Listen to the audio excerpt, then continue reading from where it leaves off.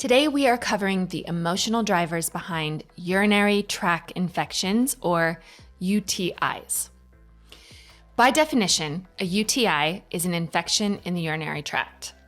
It occurs when bacteria gets into the urethra, the tube through which urine leaves the body.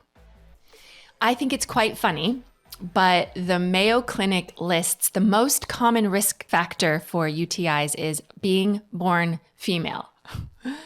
So even though UTIs are primarily associated with women, men can get them as well. It's rare, but it can happen. As always, it's important to look at the metaphoric representation of the organs or areas of the body involved. It might sound woo-woo or pseudoscience, but the truth is, these kinds of connections are thousands of years old and were considered mainstream in most healing modalities. The body speaks. It just speaks a different language than most of us have ever been taught to speak, so we often just need a little bit of translation.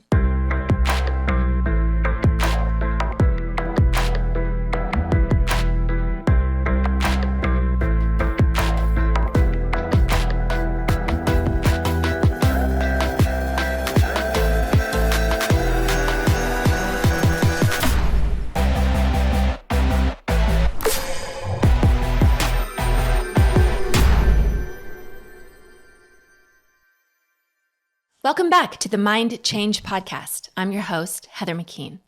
Please take a moment to like, subscribe, download, and comment. It really helps us to continue to create all this great content for you. And it helps us know what kind of topics you are most interested in hearing about. Today, we are covering the emotional drivers behind urinary tract infections, or UTIs. By definition, a UTI is an infection in the urinary tract. It occurs when bacteria gets into the urethra, the tube through which urine leaves the body. Metaphorically and physiologically, the urinary tract is a means of filtering and removing waste products from the body. Physiologically, we are looking to eliminate stuff like extra water, salt, toxins, and other waste products from our body. And metaphorically, this is going to be beliefs, ideas, experiences, and emotions that are no longer serving us. So an infection in that area is the body's way of telling us that we are resisting letting go of something, and we're holding on to something that is bothering us. Because of the proximity to the sexual organs, it's always a good idea to consider our relationship to our sexual self, as well as ideas and beliefs around sexuality. There are likely some childhood environments that can contribute to people who might be experiencing chronic UTIs. Overall, there's usually an environmental or relational irritant that's happening prior to the onset of an infection. So let's look at some of the messages of UTIs. The main driver of a UTI is irritation. Something in your environment, usually a relationship within your intimate circle, again, that could be a parent, a partner, a child, a family member, or a close friend. It might also be a coworker if you're in close working quarters on a regular basis. Regardless, something in the environment around you, and I'm not meaning environmental things like air quality or something you're ingesting, I mean in your emotional environment, has triggered old feelings inside of you. Feelings usually of being restricted, held back, or intimidated by an authority figure. Something is happening that you do not like, and yet you feel powerless to do anything to change it. You feel a strong urge to remove certain elements from your life and your body, but you're consciously avoiding or resisting. The subconscious is trying to show you that you need to eliminate toxic situations or people or influences from your emotional environment. That whole I need to pee feeling but can't, or I can't get it all out, and the burning means that you're seeking relief from the mounting pressure of the choices that you need to make. But you struggle with self-love and self-trust, and that makes that process of doing what you need to do about these toxic people or toxic environments, it makes it challenging. There can also be a profound fear of being alone or abandoned. So you may be holding on to things you should be letting go of because it keeps you feeling loved or accepted or close to the people that you're afraid of losing. So another driver is that you may be someone who has a fearful orientation towards the world. That means that you tend to think about all the things that could go wrong instead of the things that could go right. You may tend to be overly cautious or conservative in how you deal with things. This means that you end up hanging on to old ideas because you're afraid of change or you're afraid to let go. Sometimes in these toxic environments or these situations that you know that you need to change and get rid of, you instead hold on to them because you're afraid that it's going to leave you alone in the end. So you hold on to all of the negative and you are more afraid of what it would look like to let go than it might be to release yourself from some sort of toxic relationship or environment. So you also tend toward inflexibility and control because you have that fear of change. So your negative perception filter makes you believe that anything new would likely not work out. So you have a strong vulnerability avoidance because of experiences in your past that have taught you or sent the message to you that being vulnerable or being honest or being authentic can blow up in your face. Often you may have simply have been vulnerable with people who were just not safe people or in safe environments. But because you were in some sort of authority relationship with them, and because of what you learned in your childhood, you may have revealed more or opened up more in situations where the people were not safe. They just reminded you of authority figures from your past. So the real problem isn't vulnerability or authenticity. The problem is being able to filter the safe places that would be, or the safe people that would be good to do those things in, to be vulnerable, to show up as yourself. You may also have the feeling that your deep need for unconditional love is unfulfilled. So people seem to love a version of you rather than the deep essence of who you are. At least that's the way you feel. And it's quite common that you have never actually let anyone really deep in or close enough in to see who you are based on a belief that they would not like what they saw or that you would not be loved. So the result of that, and again, this is all happening subconsciously, but the result of that is that overall you tend to be more of a melancholy or depressive type of personality. You may hold a lot of guilt and grief for your perceived failures in the past, and also may look back at your past and see more wasted opportunities than you see things that were good.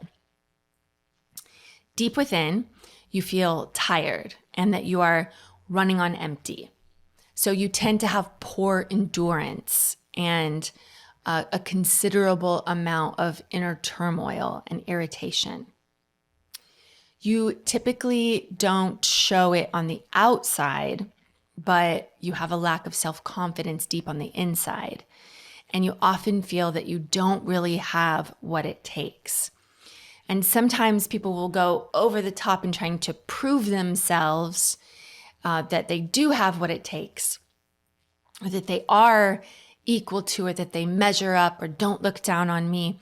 But the real problem is the way they feel deeply about themselves, and therefore perceiving that other people feel similarly. You might finally be getting in touch with years of repressed anger. You may believe that it's unsafe to express it, so you try to hold on to it, but that anger comes out in little hot bursts. So a common driver is, if you're honest with yourself, you are pissed off. You don't really trust God or the universe to keep you safe. You are full of resentments, blame, and angry emotions. It's possible that you feel betrayed and that you are looking for someone to be held responsible for all of your troubles, trials, and tribulations. Often this venom gets directed at intimate relationships, especially those of the other gender.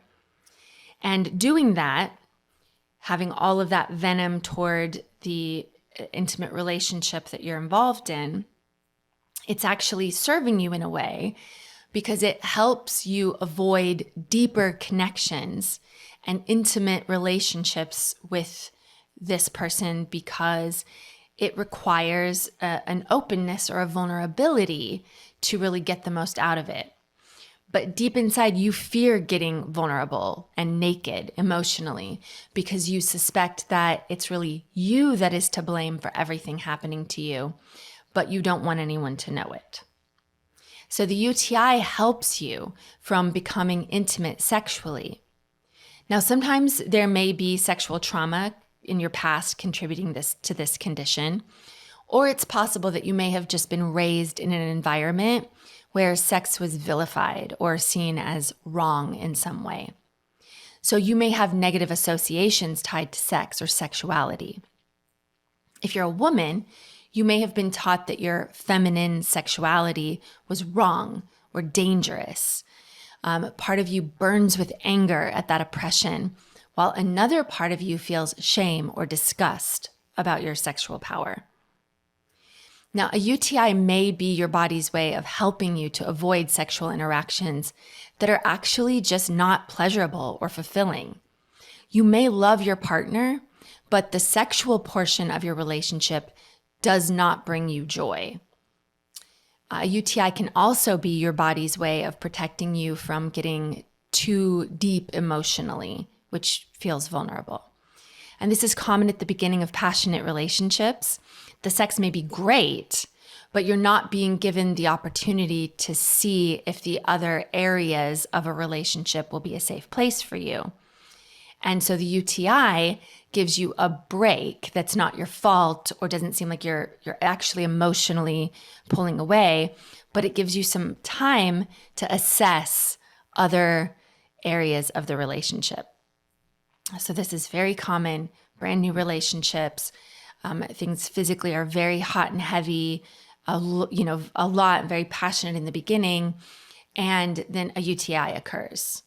And so it's very frequently associated with something with sex.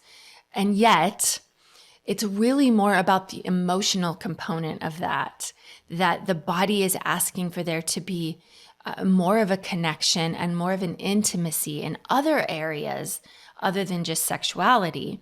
And so the UTI gives a bit of a pause to say, okay, well, if we're not engaged in all of this hot and heavy sex right now, what's this person going to be like? And so it's that break that may be needed that the UTI is giving that we may not be giving ourselves. So regardless of the driver, your body is always trying to protect and serve you the best way that it knows how. And yes, these conditions can often be painful or unfavorable, but the body is simply trying to reach out to you and communicate in the only language that it knows how to speak. Yes, you may be tempted to just turn to yet another course of antibiotics and go on your merry way. But maybe this time you could also try to listen a little bit more closely. See if the UTI might be communicating, might be asking you to go inside and check out if there might be something more to what is going on. All right, that's it for today. I look forward to seeing you next time. Please make sure to leave those 5-star reviews and comment on what you thought about the episode or on a disease, symptom, or ailment that you would like to hear covered. If you're interested in learning more, we encourage you to get involved in the Mind Change community. A great place to start would be a book club. We have book clubs happening all over the world, some in different languages, as a way to help provide support in your journey.